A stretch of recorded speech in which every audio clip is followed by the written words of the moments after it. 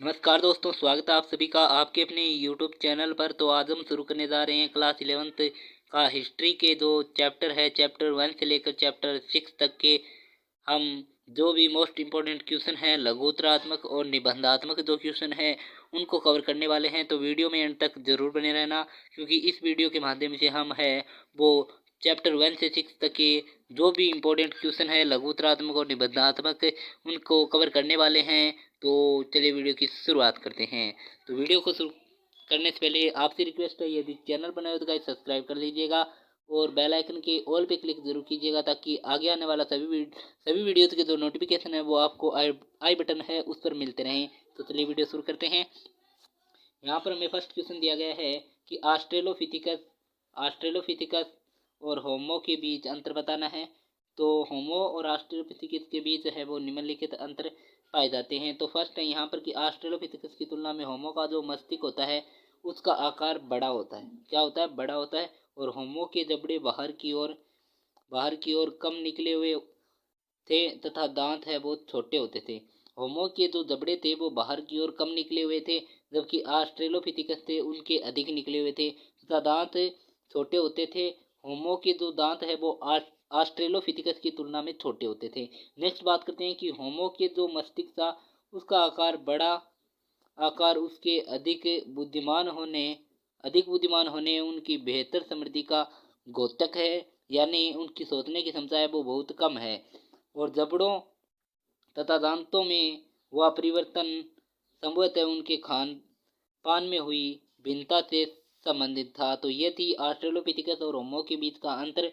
तो इनके माध्यम से हमने जाना कि ऑस्ट्रेलोपिथिकस की जो है वो होमो की तुलना में उसका मस्तिष्क है वो बड़ा होता है। ऑस्ट्रेलोपिथेकस की जो तुलना में है वो होमो का मस्तिष्क बड़ा होता है।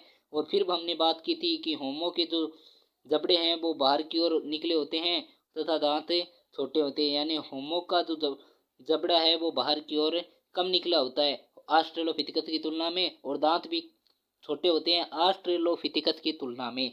नेक्स्ट बात की थी हमने कि होमो के मस्तिष्क का जो आकार है वो उसके बड़ा आकार उसके अधिक बुद्धिमान होने एवं उसकी बेहतर समृद्धि का द्योतक है, यानी वो उनकी जो सोचने समझने की जो शक्ति है वो बहुत कम है।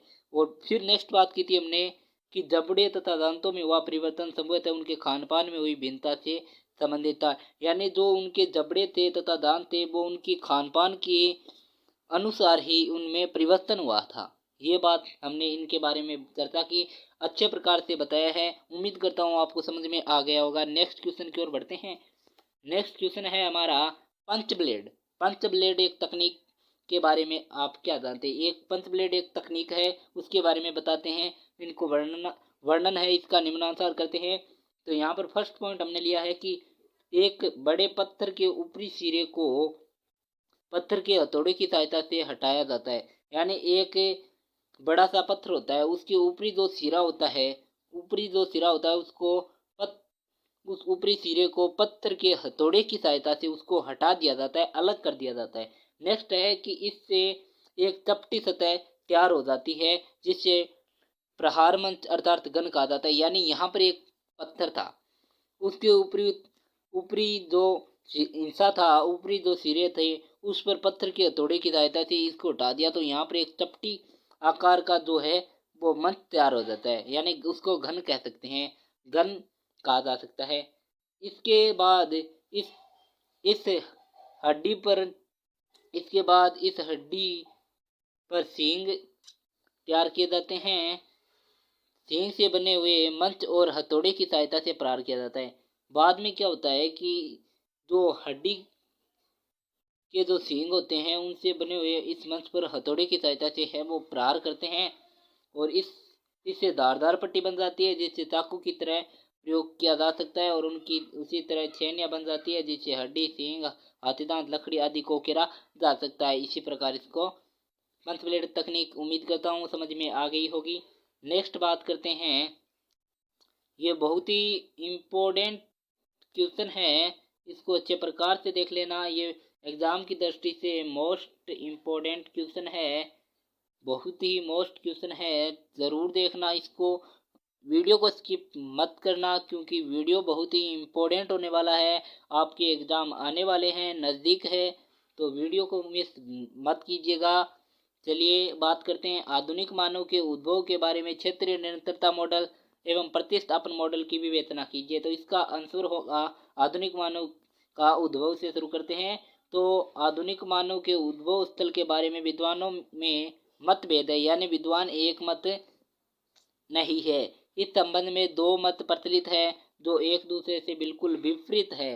दोनों मतों का विवेचन निम्नानुसार है, तो हम इनके बारे में जानते हैं। फर्स्ट है क्षेत्रीय निरंतरता का मॉडल। क्षेत्रीय निरंतरता मॉडल के अनुसार विश्व में अनेक क्षेत्रों में अलग अलग मनुष्यों की उत्पत्ति हुई है, और इस मत के अनुसार विभिन्न प्रदेशों में रहने वाले होमोसेपियंस का आधुनिक मानव के रूप में विकास हुआ है, और उनका विकास धीरे धीरे अलग अलग गति में हुआ है। इसीलिए आधुनिक मानव विश्व के विभिन्न हिस्सों में अलग अलग स्वरूप में दिखाई दिया है। इस तरह का आधार आज के मनुष्य में पाए जाने वाले विभिन्न लक्षण है। इस मत के समर्थकों का कहना है कि असमानताएं एक ही क्षेत्र में पहले से ही रहने वाले होमो इरेक्टस और होमो हाइडलबर्गेसिस समूह में पाई जाने वाली भिन्नता के कारण है। कहने का तात्पर्य यह है कि क्षेत्रीय निरंतरता मॉडल के अनुसार जो मनुष्य है उनका जो विकास है वो किस प्रकार से हुआ है उसके बारे में इसके अंतर्गत बताया गया है। तो इसके बारे में बताया गया है कि जो मनुष्य है उसका जो विकास है विश्व के अनेक क्षेत्रों में अलग अलग मनुष्यों की उत्पत्ति हुई है, इस मॉडल के अनुसार बताया गया है। और इस मत के अनुसार यह भी बताया गया है कि विभिन्न प्रदेशों में होमो सेपियंस का आधुनिक मानव के रूप में विकास हुआ है, अर्थात अलग अलग क्षेत्रों में इनका विकास हुआ है। नेक्स्ट बात करते हैं प्रतिस्थापन मॉडल की। तो इस मॉडल के अनुसार क्या बताया गया है उसके बारे में चर्चा करते हैं। प्रतिस्थापन मॉडल का जो मॉडल के प्रतिस्थापन मॉडल के अनुसार क्या है उसके बारे में बात करते हैं। तो प्रतिस्थापन मॉडल के अनुसार मनुष्य का जो उद्भव है वो एक स्थान अफ्रीका से माना गया है, और इस मत का समर्थन इस बात से होता है कि आधुनिक मानव में सब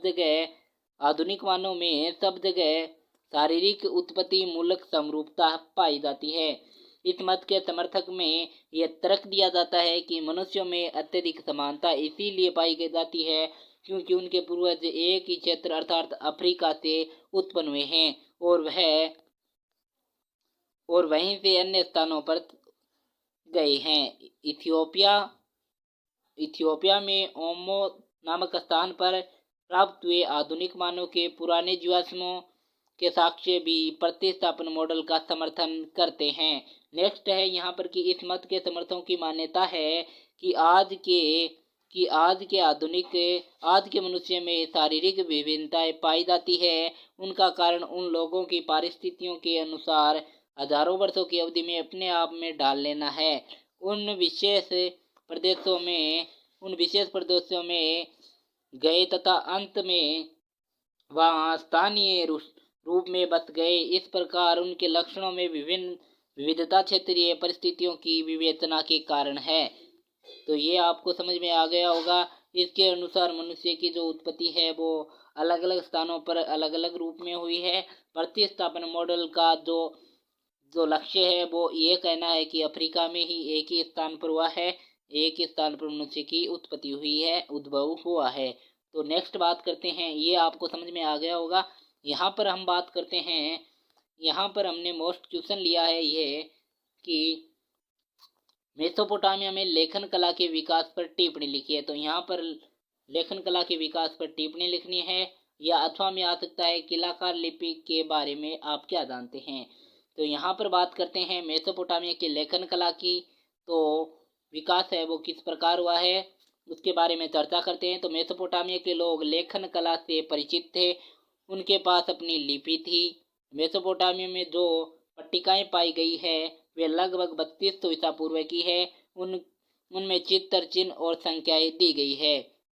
वहाँ वेलों, मछलियों, रोटियों आदि की लगभग 5000 सूचियाँ मिली है, 5000 सूचियाँ प्राप्त हुई है वहाँ पर। और मेसोपोटामिया में लेखन कार्य की शुरुआत तभी हुई जब समाज को अपने लेन देन का अस्थायी हिसाब रखने की जरूरत पड़ी या आवश्यकता पड़ी, क्योंकि शहरी जीवन में लेन देन अलग अलग समय पर होते थे। उन्हें करने वाले भी कई लोग होते थे और सौदा भी कई प्रकार की वस्तुओं के विषय में होता था। नेक्स्ट है यहाँ पर कि मेसोपोटामिया के जो लोग हैं वो मिट्टी की पट्टिकाओं पर लिखा करते थे। किस पर लिखा करते थे? मिट्टी की पट्टिकाओं पर लिखा करते थे। और लिपिक चिकनी मिट्टी को गिला करता था, यानी जो चिकनी मिट्टी होती थी उसको गिला करता था और उसे ऐसे आकार की पट्टी का रूप देता था जिसे वह सरलता से अपने हाथ में पकड़ सके। वह उसकी सतहों को चिकनी बना लेता था तथा फिर सरकंडे की तिल्ली की नोक से वह उसकी नम चिकनी सतह पर किलाकार जो चिन्ह होते हैं वो बना देता था। धूप में सुखाने पर पट्टिकाएं पक्की हो जाती थी। इस प्रकार मेसोपोटामिया में किलाकार लिपि का जन्म हुआ था। तो इसके बारे में आपको जानकारी मैंने दे दी है। नेक्स्ट बात करते हैं। नेक्स्ट क्वेश्चन आता है, बहुत ही इंपॉर्टेंट है, ये एग्जाम में आने के चांस है इसके, कि मेसोपोटामिया की सामाजिक व्यवस्था की है वो विवेचना या वर्णन करना या इसके बारे में लिखना, कुछ भी आ सकता है। तो चलिए शुरू करते हैं। तो मेसोपोटामिया के नगरों की सामाजिक व्यवस्था यानी शहरी जीवन। तो मेसोपोटामिया के नगरों की जो सामाजिक व्यवस्था है वो उनका वर्णन निम्नलिखित बिंदुओं के अंतर्गत किया गया है। तो यहाँ पर फर्स्ट बिंदु है समाज का वर्गीकरण। तो मेसोपोटामिया का समाज 3 वर्गों में विभाजित था। फर्स्ट है उच्च वर्ग, सेकंड है मध्यम वर्ग और थर्ड है निम्न वर्ग। तो समाज में उच्च या संभ्रांत वर्ग का बोलबाला था। अधिकांश धन संपत्ति इसी वर्ग का अधिकार था। अधिकांश धन संपत्ति थी उस पर इसी वर्ग का अधिकार था।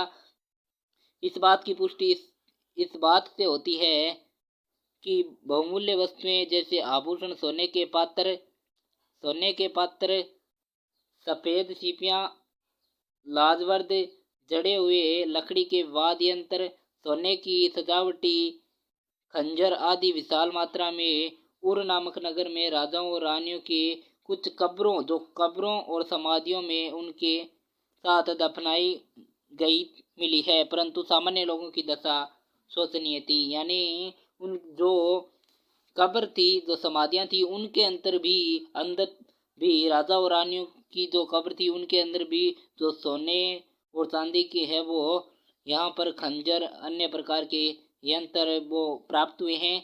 इससे विशेष रूप से पता चलता है। नेक्स्ट बात करते हैं यहाँ पर परिवार की। तो विवाह, उत्तराधिकार आदि के मामले से संबंधित कानून दस्तावेजों से ज्ञात होता है कि मेसोपोटामिया के समाज में एकल परिवार को ही आदर्श माना जाता था। एकल परिवार में एक पुरुष, उसकी पत्नी और बच्चे शामिल होते थे। फिर भी विवाहित पुत्र और उसका परिवार प्राय अपने माता पिता के साथ ही रहा करता था। पिता परिवार का मुखिया होता था। पुत्र ही पिता की संपत्ति का वास्तविक उत्तराधिकारी होता था, यानी पुत्र को ही अब उसकी जो संपत्ति होती थी पिता की उस पर पुत्र का ही अधिकार माना जाता था। नेक्स्ट है विवाह है। तो विवाह की क्या प्रक्रिया थी उस समय, तो उसके बारे में चर्चा करते हैं।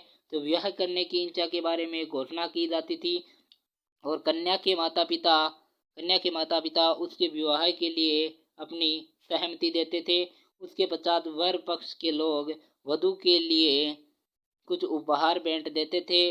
विवाह की रस्म पूरी हो जाने के बाद दोनों पक्षों की ओर उपहारों का आदान प्रदान किया जाता था और वे एक साथ बैठकर भोजन करते थे तथा मंदिरों में जाकर भेंट चढ़ाते थे तथा वधु का उसकी सास लेने आती थी। वधु को उसकी सास है वो लेने आती थी। तब वधु को उसके पिता द्वारा उसकी दाई का हिस्सा दे दिया जाता था और पिता के घर, खेत और पशुधन पर उसके पुत्र का अधिकार होता था।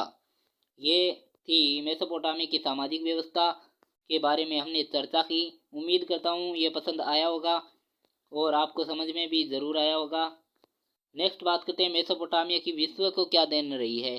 तो विश्व के क्षेत्र में क्या देन रही है मेसोपोटामिया की, तो उसके बारे में भी चर्चा करते हैं। तो यहाँ पर मेसोपोटामिया की विश्व को सबसे बड़ी देन उसकी काल गणना और गणित की विद्वता परंपरा है। तो मेसोपोटामिया में ज्ञान विज्ञान के क्षेत्र में निम्नलिखित उन्नति हुई है। गणित के क्षेत्र में क्या उन्नति हुई है उसके बारे में बात करते हैं। तो गणित मेसोपोटामियावासी गुणा, भाग, जोड़, बाकी, वर्गमूल, घनमूल आदि जानते थे। 18वीं ईसा पूर्व के आसपास की कुछ पट्टिकाएं मिली है जिनमें गुणा, भाग की तालिकाएं, वर्ग तथा वर्गमूल, चक्रवर्ती व्याज की सारणियां दी गई है। उनमें 2 का जो वर्गमूल दिया गया है वह इसके सही उत्तर से थोड़ा सा ही भिन्न है। नेक्स्ट बात करते हैं ज्योतिष तथा खगोल विद्या के क्षेत्र में। तो मेसोपोटामिया के लोगों ने ज्योतिष तथा खगोल विद्या के क्षेत्र में भी पर्याप्त उन्नति की है। उन्होंने चंद्रमा की गति के आधार पर एक से एक कैलेंडर का निर्माण किया था। उन्होंने एक वर्ष को 12 महीनों में और एक महीने को 4 सप्ताहों में और एक दिन को 24 घंटों में तथा एक घंटे को 60 मिनट में विभाजित किया था। समय के इस विभाजन को सिकंदर के उत्तराधिकारियों ने वहाँ से उत्तराधिकारी थे उन्होंने तो अपना लिया था और वहाँ से वह रोम तथा मुस्लिम देशों में पहुँचा और फिर मध्ययुगीन यूरोप में पहुँचा। और फिर क्या हुआ कि जब कभी सूर्य और चंद्र ग्रहण होते थे तो वर्ष, मास के और दिन के अनुसार उनके घटित होने का हिसाब रखा जाता था। इसी प्रकार ये लोग रात्रि में आकाश में तारों और तारामंडल की स्थिति पर नज़र रखते थे तथा उनका हिसाब रखते थे। ये था जो मेसोपोटामिया एक विषय को देन थी उनके बारे में, और भी है यहाँ पर, उनके बारे में भी चर्चा करते हैं। चिकित्सा क्षेत्र में क्या हुआ था उसके बारे में जानकारी करते हैं। तो मेसोपोटामिया के चिकित्सा शास्त्र मुख्य जादू टोने तक सीमित था। फिर वेदों का एक वर्ग के रूप में अस्तित्व था। तीसरे सहस्त्राब्दी पूर्व के मध्य का एक ऐसा विलेख मिला है जिस पर वेद के महत्वपूर्ण नुस्खे हैं। नेक्स्ट है यहाँ पर नापतोल। तो मेसोपोटामिया एक मीना 60 शेकल का होता था। एक शेकल 8.416 ग्राम के बराबर तथा एक मीना एक पौंड के कुछ अधिक होता था। लेखन कला और साहित्य में तो मेसोपोटामिया में सर्वप्रथम लेखन कला का जन्म हुआ। मेसोपोटामिया के लोग मिट्टी की पट्टिकाओं पर लिखा करते थे। उनकी लिपि क्यूनिफॉर्म और किलाकार। यह प्रश्न पूछा जा सकता है कि मेसोपोटामिया की लिपि कौन सी, तो क्यूनिफॉर्म और किलाकार लिपि थी। नेक्स्ट है कि मेसोपोटामिया में साहित्य के क्षेत्र में भी पर्याप्त विकास हुआ और मेसोपोटामिया में गिलगमेश नामक महाकाव्य की रचना हुई। यानी मेसोपोटामिया में किस महाकाव्य की रचना हुई? गिलगमेश की, जिसकी गिनती विश्व के प्राचीन महाकाव्यों में की जाती है। और असीरियाई शासक अशुरबनिपाल ने विशाल पुस्तकालय की स्थापना की जिसमें 1000 मूल ग्रंथ तथा 30,000 पट्टिकाएं हैं जिन्हें विषयानुसार वर्गीकृत किया गया है। तो ये थी मेसोपोटामिया को विश्व की देन जिसके बारे में हमने चर्चा की। उम्मीद करता हूँ ये भी समझ में आ गया होगा। नेक्स्ट यहाँ पर बात करते हैं अन्य क्या देन रही है विश्व को। तो अन्य है कि कुम्हार के चाक का प्रयोग मेसोपोटामिया के लोग संभवतः सबसे पहले किया। नेक्स्ट यहाँ लिखित विधि संहिता सर्वप्रथम बेबीलोनिया के शासक हम्मुराबी द्वारा विश्व को देन दी गई। नेक्स्ट है यहाँ पर नगर राज्यों की स्थापना संभवतः मेसोपोटामिया में सर्वप्रथम हुई। और बैंक प्रणाली की जो व्यवस्था है और व्यापार समझौते एवं हुंडी प्रणाली का जो विकास है वो सर्वप्रथम यहीं पर हुआ था।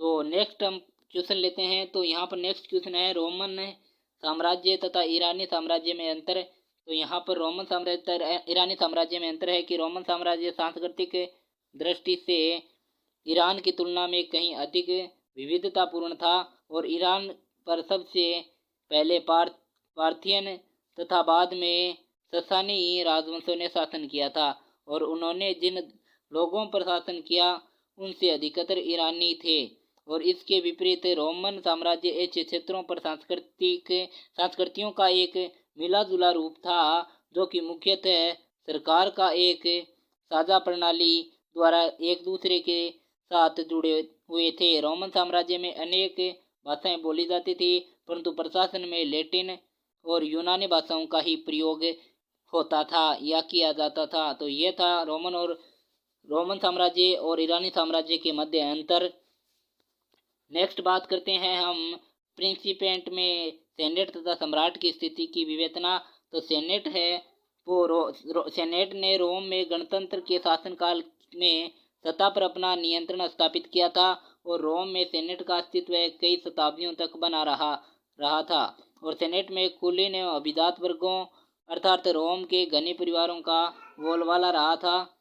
कालांतर में इस संस्था में इतालवी मूल के जमींदारों को भी सम्मिलित कर लिया था। सेनेट और सम्राटों के संबंध। सम्राटों का मूल्यांकन इस बात से किया जाता था कि वे सेनेट के प्रति किस प्रकार का व्यवहार करते हैं। वे सम्राट सबसे बुरे माने जाते थे जो सेनेट के सदस्यों के प्रति शत्रुता का व्यवहार करते थे, उनके प्रति संवेदनहीनता रखते थे और उनके साथ क्रूरता का बर्ताव करते थे। नेक्स्ट यहाँ पर दिया गया है सेंट ऑगस्टीन पर एक संक्षिप्त टिप्पणी लिखनी है। तो सेंट ऑगस्टीन ने 369 ईस्वी से उत्तरी अफ्रीका के हिप्पो नामक नगर के प्रसिद्ध बिशप थे। उन्होंने अपना अधिकांश जीवन उत्तरी अफ्रीका में व्यतीत किया था। कैथोलिक चर्च के बौद्धिक इतिहास में उनका उच्चतम स्थान था। बिशप लोग ईसाई समुदाय में अत्यंत महत्वपूर्ण व्यक्ति माने जाते थे और प्राय वे बहुत शक्तिशाली होते थे। उन्होंने रोमन साम्राज्य में महिलाओं की शोचनीय स्थिति का वर्णन करते हुए लिखा है कि उनके पिता द्वारा नियमित रूप से पिटाई की जाती थी। जिस नगर में वे बड़े हुए वहां अधिकतर पत्नियां इसी तरह की पिटाई से अपने शरीर पर लगी खरोंचें दिखाती रहती थी। तो वीडियो बहुत लंबा हो रहा है तो इसलिए आज के वीडियो में इतना ही। उम्मीद करता हूँ वीडियो पसंद आया होगा। मैंने तो कोशिश की थी कि पूरे जो क्वेश्चन है वो एक ही वीडियो में कवर करूँ, लेकिन नहीं हो पाएगा, नेक्स्ट पार्ट बनाना पड़ेगा। तो आज की कक्षा में इतना ही गाइस। नेक्स्ट पार्ट में हम लेकर आते हैं आपके लिए आगे के जो क्वेश्चन मैंने रखे हैं, कुछ रह गए हैं जो आगे के जो पाठ है अध्याय है उनके। तो आज की कक्षा में इतना ही। नेक्स्ट बात करेंगे हम रोमन साम्राज्य की प्रमुख विशेषताओं से लेकर।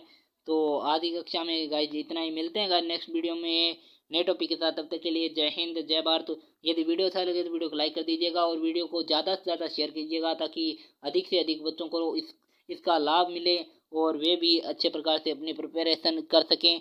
तो जय हिंद जय भारत।